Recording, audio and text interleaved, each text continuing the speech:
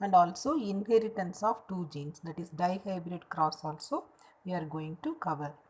So here when you see in the single gene, how is it controlling more than one trait?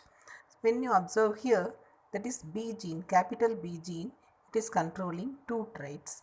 One is shape of the seed, other is starch grain synthesis. So like that it controls two different phenotypes. So that is controlled by actually the two genes are there. One is capital B gene, other is small b gene. So the capital B, the homozygote condition, it produced large starch grains, and small b, that is homozygous recessive condition, it produced smaller grains. When you see after maturation of the seeds, capital B seeds are round, and small b seeds, no, they were wrinkle sized. When the heterozygous condition, that is capital B and small b together, it produced round seed. So round seed, that is the shape of the seed, it is following law of dominance. So law of dominance means what? When a particular gene is able to express the phenotype under homozygous and heterozygous condition, that you call that as law of dominance.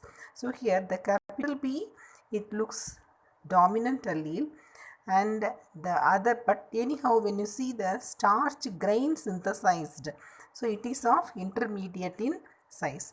The starch grain, when it is considered as a phenotype, in that angle it shows incomplete dominance. In the case of shape of the seed, so it is law of dominance, and the grain size, it is showing incomplete dominance. Okay, so here the capital B gene, it is controlling two phenotypic features. One is the shape of the seed, other one starch grain synthesis. So this type of inheritance, you call that as pleiotrophy. That is, one gene, it is controlling more than one trait. Okay, so next one, let us see regarding inheritance of two genes. So inheritance of two genes, you call that as dihybrid cross also. When two characters, so here we are considering two characters, and when you are mixing that to form a hybrid, so here the segregation of one pair of trait, one set of trait is independent of the other set of traits, that you call that as law of independent assortment. So with help of this one, actually the law of independent assortment was proved on the basis of dihybrid cross by Mendel. So what is dihybrid cross? So you studied little bit in 10th standard. Here two characters were taken.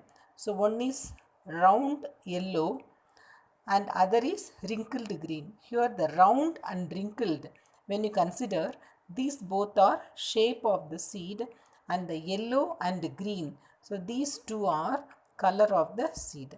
Okay, round yellow, it is dominant as it is marked by capital letters, and wrinkled green, that is small r small y marked by small letters as it is of recessive feature.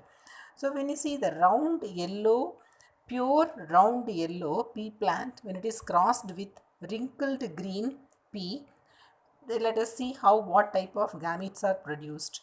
In the case of gamete production, when you observe the round yellow seed, it produces RY gametes. So you know the haploid gametes are produced from the diploid parent. So they are having here 4 genes, then automatically 2 genes are here. If the diploid condition is reduced into haploid condition. Okay, so when the and same way here the wrinkled green parent, it produces small or small y gamete. When these two gametes they fuse, no, they form the hybrid, that is capital R, small r, capital Y, small y. So heterozygous condition. So when the F1 hybrid, this is no F1 hybrid, when the F1 is allowed for self-fertilization. So it produced different combination of features. So when you observe this F1 generation, that is F1 hybrid, what type of gametes are produced? It produces four types of gametes. One with fully capital letters dominant features, and one fully with recessive, and small r, capital Y, capital R, small y. The same way, one side the male gametes are plotted and the other side female gametes are plotted. So this square you call that as Punnett square. So when you plot here, automatically you get no various type of features. Actually, when you observe the capital R, capital Y, small y, this is deviated from the all the three parents. When you see the original parent, it was having, that is parents, they were having fully dominant genes, and the F1 hybrid, so it was having capital R, small r, capital Y, small y feature. But here when you observe, some different type of offsprings also produced in F1 hybrid. So here when you observe, this is resembling the F1 hybrid and this is resembling the parent, and this one also resembling the parent. Apart from that, when you observe here also, this is also resembling the F1 hybrid. Apart from this, when other characters, now when you observe other type of genotypes, they are not resembling the parents also, F1 hybrid also. And genotype it is like that. When you see the phenotype, here it produced, apart from the round yellow, it produced wrinkled yellow also and round green also. These two features, they are deviated from the parental feature and also from the F1 hybrid. So why is it deviated like that? So it is deviated because it follows the law of independent assortment.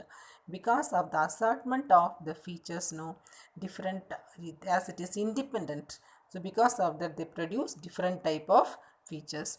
When you see the phenotypic ratio, it is 9 is to 3 is to 3 is to 9 round yellow, 3 round green, and 3 wrinkled yellow and 1 wrinkled green. You can count here.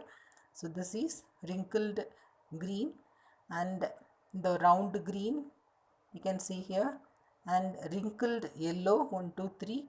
Then here you can see the round. So like that, the phenotypic ratio is like that. And the genotypic ratio also, no, it was deviated. Apart from resembling the parents, so they were deviated from the parents also. This all, no, by seeing this, Mendel proposed law of independent assortment.